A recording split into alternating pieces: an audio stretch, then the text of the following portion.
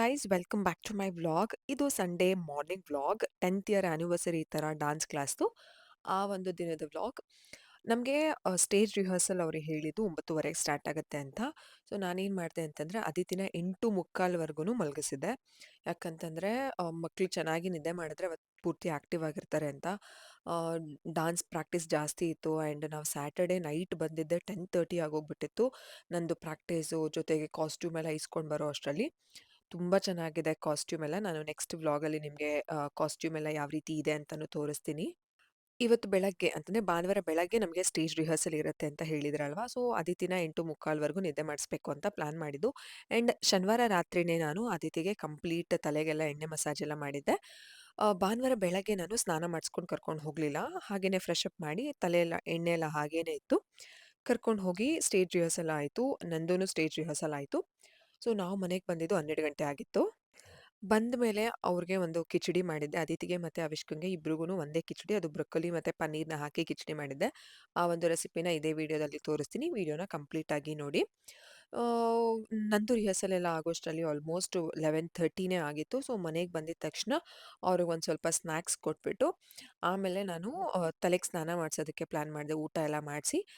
ಯಾಕೆ ತಲೆಗೆ ಸ್ನಾನ ನಾನು ಮಧ್ಯಾಹ್ನ ಇಟ್ಕೊಂಡಿದ್ದು ಅಂತಂದರೆ, ಬೆಳಗ್ಗೆನೇ ಮಾಡಿಸ್ಬಿಟ್ರೆ ನಿದ್ದೆ ನಿದ್ದೆ ಮೂಡಲ್ಲಿರ್ತಾರೆ. ಡಾನ್ಸ್ ಅಂದರೆ ಸ್ಟೇಜ್ ರಿಹರ್ಸಲ್ ಹೇಗೆ ಮಾಡ್ತಾರೆ ಅನ್ನೋ ಕಾನ್ಫಿಡೆನ್ಸ್ ಇರಲ್ಲ. ಆ್ಯಂಡ್ ಮಧ್ಯಾಹ್ನ ಬಂದು ತಲೆಗೆ ಸ್ನಾನ ಮಾಡಿಸಿದ್ರೆ ಅವರು ನಿದ್ದೆ ಚೆನ್ನಾಗಿ ಮಾಡ್ತಾರೆ, ಕಂಪ್ಲೀಟ್ ರೆಸ್ಟ್ ಆಗುತ್ತೆ. ಆ್ಯಂಡ್ ನಮಗೆ ಬರೋದಕ್ಕೆ ಹೇಳಿದ್ದು 2:30 ಹಾಗೆ ಬರೋದಕ್ಕೆ ಹೇಳಿದರು. ಬಟ್ ನಾನು ಪರ್ಮಿಷನ್ ತೊಗೊಂಡೆ. ಯಾಕಂತಂದರೆ ಇಬ್ಬರು ಪುಟ್ಟ ಮಕ್ಳು ಇರೋದ್ರಿಂದ ಅದಿತಿಗೆ ಮತ್ತು ಅವಿಷ್ಕಂಗೆ most of their nap time ಇರೋದು 2:30ಇಂದ ಒಂದು 3:30. ಅಟ್ಲೀಸ್ಟ್ ಅದಿತಿಗೆ 3:30ಗೆ ಎಂಡ್ ಆದ್ರೂ ಶಿ ಈಸ್ ಓಕೆ. ಬಿಕಾಸ್ ನಾನು 4 ಗಂಟೆ ಕ್ಲಾಸ್ಗೆ ಹೊರಡಬೇಕಾಗಿರೋದ್ರಿಂದ ಅವನ್ನ ರೆಡಿ ಮಾಡಿಬಿಟ್ಟು ಮಲಗಿಸ್ಬಿಡ್ತೀನಿ. ಒಂದು 3:40ಗೆ ಹೊರಟ್ರು ನಾವು 4:45ಗೆಲ್ಲ ಡಾನ್ಸ್ ಕ್ಲಾಸ್ಗೆ ಹೋಗ್ತೀವಿ. ಯೂಶಲಿ ಡಾನ್ಸ್ ಶುರು ಆಗೋದೇ 4:15ಗೆ. ಸೊ ನಾನು ಪರ್ಮಿಷನ್ ತೊಗೊಂಡೆ. ಪುಟ್ಟ ಮಗು ಇರೋದ್ರಿಂದ ನಾನು ಒಂದು ಸ್ವಲ್ಪ ಲೇಟಾಗಿ ಬರ್ತೀನಿ, 3:30 ಅಥವಾ 4ಗೆ ಬರ್ತೀನಿ ಅಂತ ಹೇಳಿದ್ದೆ. So they were very fine. ಆರಾಮಾಗಿ ಬನ್ನಿ ಅಂತ ಎಲ್ಲ ಹೇಳಿದರು. ಮಕ್ಕಳಿಗೆ ಮೇಕಪ್ ಅಲ್ಲೇ ಇತ್ತು, ಕಾಸ್ಟ್ಯೂಮ್ಸ್ ಎಲ್ಲ ನಮ್ಮ ಕೈಯಲ್ಲೇ ಕೊಟ್ಟಿದ್ರಲ್ಲ. ಸೊ ನಾವು ಇಲ್ಲಿಂದನೇ ಮನೆಯಿಂದನೇ ಕ್ಯಾರಿ ಮಾಡಬೇಕಿತ್ತು. ಮೇಕಪ್ ಅವ್ರದ್ದೇ ಇರುತ್ತೆ. ಆ್ಯಂಡ್ ಮಕ್ಕಳು ಡ್ಯಾನ್ಸ್ ಯಾವಾಗಿರುತ್ತೆ ಅಂತೆಲ್ಲ ಹೇಳಿದರು. ಸೊ ನಾವು ಒಂದು 4 ಗಂಟೆಗೆ ಹೋದರೆ ತುಂಬ ಲೇಟಾಗಿ ಬರ್ತೀವಿ ಅಂತೆಲ್ಲ ಹೇಳಿದರು. ನಾನು ಡಾನ್ಸ್ ದಿನ ಏನಾಯಿತು ಅಂತಂದರೆ ಈವ್ನಿಂಗ್ ಸಂಜೆ ವ್ಲಾಗ್ನೂ ಸಹ ನಾನು ನೆಕ್ಸ್ಟ್ ಕಮಿಂಗ್ ವ್ಲಾಗಲ್ಲಿ ನಿಮಗೆ ಶೇರ್ ಮಾಡ್ತೀನಿ. ಇದು ಮಾರ್ನಿಂಗ್ ಕಂಪ್ಲೀಟ್ ವ್ಲಾಗ್ ವಿತ್ ಮಧ್ಯಾಹ್ನ ಆಫ್ಟರ್ನೂನ್ ಅವ್ರಿಗೆ ಕಿಚಡಿ ಮಾಡಿಕೊಟ್ಟಿದ್ದೆ ಅಲ್ವಾ. ಸೊ ಅದನ್ನು ನಿಮ್ಮ ಜೊತೆ ಶೇರ್ ಮಾಡ್ತಿದ್ದೀನಿ. ಸೊ ಈ ರೀತಿ ಇತ್ತು. ನಿಜವಾಗ್ಲೂ ಈ ದಿನಕ್ಕೆ ಒಂಥರ ಎಕ್ಸೈಟೆಡ್ ಆಗಿದೆ. ಆ್ಯಂಡ್ ಇನ್ನೊಂದು ಕಡೆ ಯಾವ ರೀತಿ ಅನ್ನಿಸ್ತಿತ್ತು ಅಂತಂದರೆ, ಯಾವಾಗಪ್ಪ ಇದೆಲ್ಲ ಮುಗಿಯತ್ತೆ, ಈ ಒಂದು ಏನು 10th ಆ್ಯನಿವರ್ಸರಿ ಪ್ರೋಗ್ರಾಮು ಚೆನ್ನಾಗಾಗಬೇಕು, ಅದಿತಿ ಚೆನ್ನಾಗಿ ಡಾನ್ಸ್ ಮಾಡಬೇಕು. Because this is our first stage performance. ಏನಕ್ಕಂತಂದರೆ Aditi is not a school going child. ಅವರು ಹೋಮ್ ಸ್ಕೂಲಿಂಗ್ ಚೈಲ್ಡ್ ಆಗಿರೋದ್ರಿಂದ ಯಾವುದೇ ರೀತಿ ಸ್ಕೂಲಲ್ಲಿ ಸ್ಕೂಲ್ ಡೇಸ್ ಇರ್ಬೋದು ಅಥವಾ ಆ್ಯನ್ಯುವಲ್ ಫಂಕ್ಷನ್ಸ್ ಅದೆಲ್ಲ ಯಾವುದೂ ಅದಿತಿ ಎಕ್ಸ್ಪೀರಿಯನ್ಸ್ ಮಾಡಿಲ್ಲ ಇದುವರೆಗೂ. ಸೊ ಇದು ಅವ್ರ ಫಸ್ಟ್ ಸ್ಟೇಜ್ ಪರ್ಫಾರ್ಮೆನ್ಸ್ ಆಗಿರೋದ್ರಿಂದ ನಾನಂತೂ ಎಕ್ಸೈಟೆಡ್ ಆಗಿದ್ದೆ. ಆ್ಯಂಡ್ ಅವರ ಸ್ಟೇಜ್ ಪರ್ಫಾರ್ಮೆನ್ಸ್ ಫಸ್ಟ್ ಟೈಮ್ ಅವರು ಸ್ಟೇಜ್ ಮೇಲೆ ನಿಂತ್ಕೊಂಡಾಗ, ಹಾಡೆಲ್ಲ ಬಂದಾಗ ಲಿಟ್ರಲಿ ಒಂಥರ ಕಣ್ಣಲ್ಲೆಲ್ಲ ನೀರು ತುಂಬಿಕೊಂಡು ತುಂಬ ಖುಷಿ ಅನ್ನಿಸ್ತು. ಬಿಕಾಸ್ 3 ವರ್ಷದ she is the youngest child in that particular group. ಆ ಒಂದು 4-5 ಬ್ಯಾಚ್ ಅಂತ, ಇದು ಅವ್ರು ಏನು ಡಾನ್ಸ್ ಆಡ್ತಿದ್ದಾರೆ ಅದು 4-5 ಬ್ಯಾಚ್ ಅಂತ ಕರೀತಾರೆ. ಸೊ ಆ ಬ್ಯಾಚಲ್ಲಿ 7 years, 8 years, 9 years, 10 years kids ಸಹ ಇದ್ದಾರೆ. She is the youngest one, 3.2 ಅಲ್ವಾ ಅವರು. ಸೊ ಇವರೇನೇ ಚಿಕ್ಕ ಮಗು. ಖುಷಿ ಅನ್ನಿಸುತ್ತೆ. ಎಲ್ಲರ ಜೊತೆ ಬೆರೆಯೋದು ತುಂಬ ಕಲ್ತಿದ್ದೀವಿ ನಾವುನು ಡಾನ್ಸ್ ಕ್ಲಾಸ್ ಶುರು ಆದಮೇಲೆ. ಅದಿತಿನೂ ಅಷ್ಟೇ. ಕೆಲವೊಂದು ಸಲ ಅವರು ಬೇರೆ ಮಕ್ಳಿಗೆ ಹೊಡೆಯೋ ಇದೆಲ್ಲ ಬಿಹೇವಿಯರ್ಸ್ ನಾನು ನೋಡ್ತಾ ಇದ್ದೀನಿ. ಪಾಸಿಟಿವ್ ಬಿಹೇವಿಯರ್ಸು ನೋಡಿದ್ದೀನಿ, ನೆಗೆಟಿವ್ ಬಿಹೇವಿಯರ್ಸು ನೋಡಿದ್ದೀನಿ. ಆ್ಯಂಡ್ ಆನ್ ದ ಸ್ಟೇಜ್ ಅವ್ರು ಒಂದು ಒಳ್ಳೆ ಪಾಸಿಟಿವ್ ಬಿಹೇವಿಯರ್ನ ಮಾಡಿದ್ರು. ನಾನು ನೆಕ್ಸ್ಟ್ ಏನು ಮಾಡಿದ್ರು ಅಂತ ನಾನು ಈವ್ನಿಂಗ್ ವ್ಲಾಗ್ ನೆಕ್ಸ್ಟ್ ವಿಡಿಯೋದಲ್ಲಿ ಶೇರ್ ಮಾಡ್ತೀನಲ್ಲ ಅದರಲ್ಲಿ ನಿಮಗೆ ತೋರಿಸ್ತೀನಿ. ಈ ಸಾಂಗು ಪ್ರೇಮಲೋಕ ಸಾಂಗು. ಪ್ರೇಮಲೋಕದಿಂದ ತಂದ ಪ್ರೇಮದ ಸಂದೇಶ.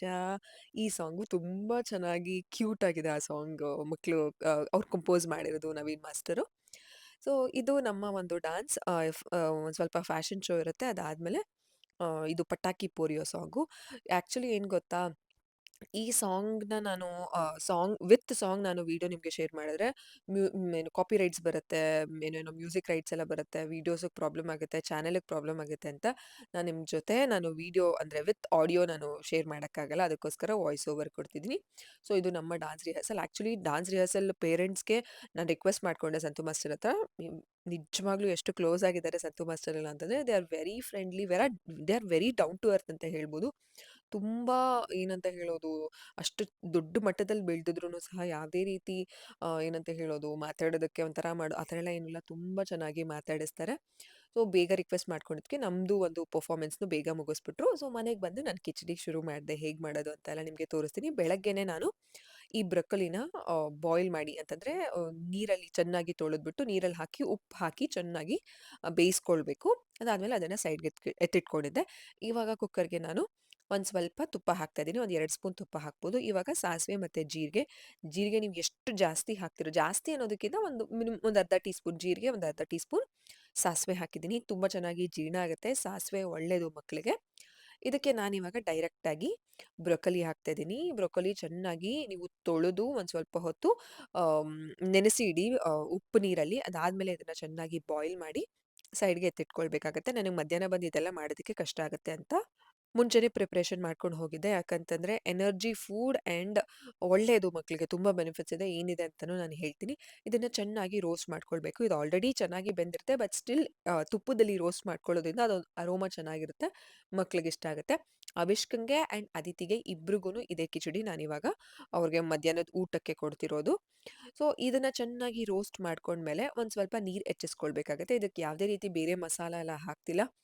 ಅದಿತಿಗೆ ಒಂದ್ ಸ್ವಲ್ಪ ಮಸಾಲಾಗೆ ನಾನು ಸೆಪರೇಟ್ ಆಗಿ ಆಮೇಲೆ ಹಾಕ್ಕೊಳ್ತೀನಿ. ಬಟ್ ಅವಿಷ್ಕಂಗೆ ಕೊಡೋದ್ರಿಂದ ಒಂದ್ ಸ್ವಲ್ಪ ಪ್ರಮಾಣದಲ್ಲಿ ಕಡಿಮೆನೆ ಉಪ್ಪು ಆಂಡ್ ಮ್ಯಾಜಿಕ್ ಪೌಡರ್‌ನ ಹಾಕೊಳ್ತಿರೋದು. ಇವಾಗ ಅಕ್ಕಿ ಮತ್ತೆ ಬೇಳೆನ ನೆನೆಸಿ ಇಟ್ಟಿ ಹೋಗಿದ್ದೆ ನಾನು ಚೆನ್ನಾಗಿ ನೆನಿಲಿ ಅಂತ ಅಂದ್ಬಿಟ್ಟು. ಸೊ, ಅದನ್ನೂನು ಸಹ ಇವಾಗ ಸೇರಿಸ್ಕೊಳ್ತಿದ್ದೀನಿ. ಒಂದು ಅರ್ಧ ಬೌಲಷ್ಟು ಅಕ್ಕಿ, ಅರ್ಧ ಬೌಲಷ್ಟು ಸೇಮ್ ಕ್ವಾಂಟಿಟಿ ಆಫ್ ಬೇಳೆನ ತಗೊಂಡಿದ್ದೀನಿ. ಆಕ್ಚುಲಿ ನಾನು ಈ ಹಿಂದಿನ ದಿನ ನಾನು ಹೆಸರು ಬೇಳೆನ ಕೊಟ್ಟಿದ್ದೆ ಅವ್ರಿಗೆ. ದಿನಕ್ಕೆ ಒಂದು ಬೇಳೆ ರೀತಿ ಕೊಡ್ತೀನಿ ಅಲ್ವಾ? ಹೆಸರು ಬೇಳೆನ ಕೊಟ್ಟಿದ್ದೆ. ಅದಕ್ಕೋಸ್ಕರ ಇವತ್ತು ನಾನು ಇದಕ್ಕೆ ತೊಗರಿ ಬೇಳೆನ ಹಾಕೊಳ್ತಿದ್ದೀನಿ. ನೀವು ಹಾಕೊಳ್ಳುವಾಗ ಹೆಸರು ಬೇಳೆ ಹಾಕೊಳ್ಳಿ. ಯಾಕಂತಂದ್ರೆ ಈ ಬ್ರೊಕೊಲಿ ಒಂದ್ ಸ್ವಲ್ಪ ಹೀಟ್ ಆಗತ್ತೆ. ತುಂಬಾ ಜಾಸ್ತಿ ಕ್ವಾಂಟಿಟಿ ಬ್ರೊಕೊಲಿನ ಹಾಕಕ್ ಹೋಗ್ಬೇಡಿ. ಒಂದ್ 5ರಿಂದ 6 ಪೀಸ್ ಇದ್ರೆ ಸಾಕಾಗುತ್ತೆ. ಇಬ್ರಿಗೂನು ನಾನು ಅಷ್ಟೇನೆ ಸೇರ್ಸಿ ಹಾಕಿರೋದು.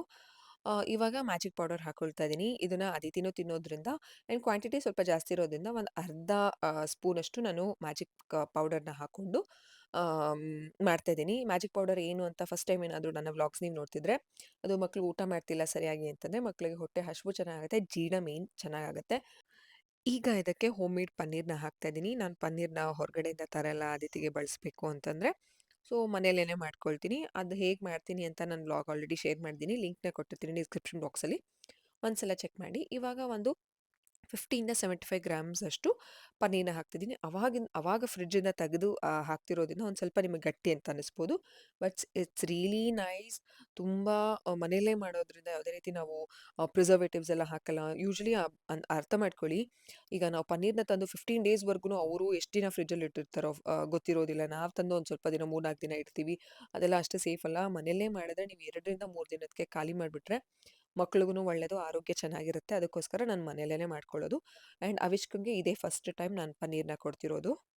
ಈ ರೆಸಿಪಿ ಒಂಥರ weight gaining recipe with many benefits ಇದೆ. ಇವಾಗ ಇದನ್ನ ಚೆನ್ನಾಗಿ ಕುದ್ಮೇಲೆ ಇನ್ನೊಂದು ಸ್ವಲ್ಪ ನಾನು ಯಾಕೋ ಕಡಿಮೆ ಆಯ್ತು ಅಂತ ಅನ್ನಿಸ್ತು ನನಗೆ ಮಸಾಲೆ. ಒಂದು ಸ್ವಲ್ಪ ಟೇಸ್ಟ್ ನೋಡಿದಾಗ ಉಪ್ಪು ಮತ್ತೆ ಲೈಕ್ ಒಂದು ಸ್ವಲ್ಪ ಸ್ಪೈಸ್ ಇರಬೇಕಲ್ವಾ? ಸೊ, ಇನ್ನೊಂದು ಸ್ವಲ್ಪ ನಾನು ಮ್ಯಾಜಿಕ್ ಪೌಡರ್‌ನ ಹಾಕ್ಕೊಂಡು ಇವಾಗ ವಿಷಲ್ ಒಂದು 3ರಿಂದ 4 ಕೂಗಿಸ್ಕೊಳ್ಳಿ. ನಾನು ಅಕ್ಕಿ ಮತ್ತೆ ಬೇಳೆನ ನೆನೆಸಿರೋದ್ರಿಂದ 3 ಕೂಗಿಸ್ಕೊಂಡಿದ್ದೀನಿ. ನೀವೇನಾದರೂ ಇಮಿಡಿಯೇಟಾಗಿ ಹಾಕ್ತಿದ್ದೀರಾ ಅಂತಂದ್ರೆ ಇನ್ನೊಂದು ಸ್ವಲ್ಪ ನೀರು ಜಾಸ್ತಿ ಹಾಕ್ಕೊಂಡು ಇನ್ನೂ ಜಾಸ್ತಿ ಒಂದು 5ರಿಂದ 6 ಕೂಗಿಸ್ಕೊಂಡ್ರೆ ಕಿಚಡಿ ರೆಡಿ ಆಗುತ್ತೆ. ಸೊ, ನೋಡಿ ಯಾವ ರೀತಿ ಕಿಚಡಿ ರೆಡಿ ಆಗಿದೆ ಅಂತ. ಈ ರೀತಿ ಆಗಿದೆ. ತುಂಬ ಚೆನ್ನಾಗಿ ಅನ್ನ ಮತ್ತೆ ಬೇಳೆ ಬೆಂದಿರುತ್ತೆ. ಆಲ್ರೆಡಿ ಬ್ರೊಕೊಲಿ ಬೆಂದಿರೋದ್ರಿಂದ, ತುಪ್ಪದಲ್ಲಿ ಹುರಿದಿರೋದ್ರಿಂದ ಒಂದು ಒಳ್ಳೆ ಅರೋಮಾ ಕೊಡುತ್ತೆ. And paneer it's a different taste all together ಈ ಕಿಚಡಿಗೆ. ತುಂಬ ಚೆನ್ನಾಗಿರುತ್ತೆ. ಇವಾಗ ನಾನು ಏನು ಮಾಡ್ತಿದ್ದೀನಿ ಅಂದ್ರೆ ಒಂದು ಸ್ವಲ್ಪ ಮ್ಯಾಶ್ ಮಾಡ್ಕೊಳ್ತಿದ್ದೀನಿ. Khichdi should be like a khichdi only. ಅದು ಒಂಥರ ರೈಸ್ ಥರ ಇದ್ರೆ ತಿನ್ನೋದಕ್ಕಾಗಲ್ಲ. ಸೊ, ಬಿಸಿಯಲ್ಲೇನೆ ಚೆನ್ನಾಗಿ ಮ್ಯಾಶ್ ಮಾಡ್ಕೊಂಡ್ರೆ ತುಂಬ ಚೆನ್ನಾಗಿರುತ್ತೆ. ಇವಾಗ ನಾನು ಸೆಪರೇಟಾಗಿ ಅದಿತಿಗೆ ತೆಗೆದಿಟ್ಕೊಂಡು ಇನ್ನೊಂದು ಸ್ವಲ್ಪ ಅವ್ರಿಗೆ ಕಡಿಮೆ ಅನ್ಸಿದ್ರೆ, ಅಂದ್ರೆ ನಾನು ಸ್ವಲ್ಪ ಟೇಸ್ಟ್ ಮಾಡಿ ನೋಡ್ತೀನಿ ಅವ್ರಿಗೆ ಯಾವ ರೀತಿ ಇಷ್ಟ ಆಗುತ್ತೆ ಅಂತ. ಆ್ಯಕ್ಚುಲಿ ಒಂದು ಸ್ವಲ್ಪ ಕರೆಕ್ಟಾಗಿತ್ತು ನಾನು ಮ್ಯಾಜಿಕ್ ಪೌಡರ್ ಹಾಕಿದ್ದು. ಸಪ್ರೇಟಾಗಿ ನಾನು ತೆಗೆದಿಟ್ಕೊಂಡಿದ್ದು. ಒಂದು ಸ್ವಲ್ಪ ಉಪ್ಪು ಆ್ಯಡ್ ಮಾಡೋಣ ಅಂತ ಲಿಟಲ್‌ಗೆ, ಅಂದ್ರೆ ಅವಿಷ್ಕಂಗೆ ಉಪ್ಪು ಪಿಂಚ್ ಅಷ್ಟೇನೆ ಕೊಡ್ಬೇಕಲ್ವಾ? ಸೊ, ಅದಕ್ಕೋಸ್ಕರ ಸ್ವಲ್ಪ ಕಡಿಮೆನೇ ಹಾಕಿದ್ದೆ. ಬಟ್ ಆಮೇಲೆ ಒಂದು ಸ್ವಲ್ಪ ಉಪ್ಪು ಹಾಕಿದೆ ಹೊರತು ನಾನು ಬೇರೆ ಏನು ಮಸಾಲ ಆ್ಯಡ್ ಮಾಡಿಲ್ಲ. ಇವಾಗ ನೀವು ನೋಡ್ಬೋದು ಬ್ರೊಕೊಲಿ ಎಷ್ಟು ಚೆನ್ನಾಗಿ ಬೆಂದಿದೆ ಅಂತ. ಆ್ಯಂಡ್ ಟೆಕ್ಸ್ಚರು ಸಹ ತುಂಬ ಸಾಫ್ಟ್ ಆಗಿರುತ್ತೆ. ಯಾವುದೇ ರೀತಿ ಜಾಸ್ತಿ ಲಮ್ಸ್ ಏನೂ ಇರಲ್ಲ. ಈ ಟೆಕ್ಸ್ಚರ್‌ನ ನಾನು ಅವಿಷ್ಕಂಗೆ ಅವ್ರಿಗೆ ತಿನ್ನಿಸ್ದೆ. ಇವಾಗ ಅವರು ಊಟನ ಹೈ ಚೇರ್ ಮೇಲೆ ಕೂರಿಸ್ಕೊಂಡು ಊಟ ಮಾಡಿಸಿದ್ದೀನಿ. ರೈಸ್ ತುಂಬಾ ಇಷ್ಟ ಆಗ್ತಿದೆ. ರಾಗಿ ಸರಿ ಒಂದು ಹೊತ್ತು, ರೈಸ್‌ನ ಒಂದು ಹೊತ್ತು ಯಾವ್ದಾದ್ರು ತರಕಾರಿನ ಆಡ್ ಮಾಡಿ ಕಿಚಡಿ ರೀತಿ ಮಾಡ್ಕೊಡ್ತಾ ಇದೀನಿ. ಇದು ಒಂದು ಕಿಚಡಿ ಮಕ್ಳಿಗೆ ಮಾಡ್ಕೊಡಿ. ಏನಪ್ಪಾ ಬೆನಿಫಿಟ್ಸು ಈ ಬ್ರೊಕೊಲಿ ಕೊಡೋದ್ರಿಂದ ಬ್ರೈನ್ ಡೆವಲಪ್‌ಮೆಂಟ್‌ಗೆ ತುಂಬಾ ಒಳ್ಳೇದು. ಡೈಜೆಷನ್ ಚೆನ್ನಾಗ್ ಆಗ್ತಿಲ್ಲ ಅಂತಂದ್ರೆ ಅದು ಇಂಪ್ರೂವ್ ಆಗುತ್ತೆ. ಮೋರ್ ಓವರ್ ಇಮ್ಯುನಿಟಿ ಮಕ್ಳಿಗೆ ಇಮ್ಯುನಿಟಿ ಡೆವಲಪ್ ಮಾಡೋದು ಪ್ರತಿಯೊಬ್ಬ ಪೇರೆಂಟ್ಸ್‌ಗಳ ಒಂದು ಸ್ಟ್ರಗಲ್ ಆಗಿರುತ್ತೆ. ಅದು ಚೆನ್ನಾಗಿ ಡೆವಲಪ್ ಆಗುತ್ತೆ. ಟ್ರೈ ಮಾಡಿ.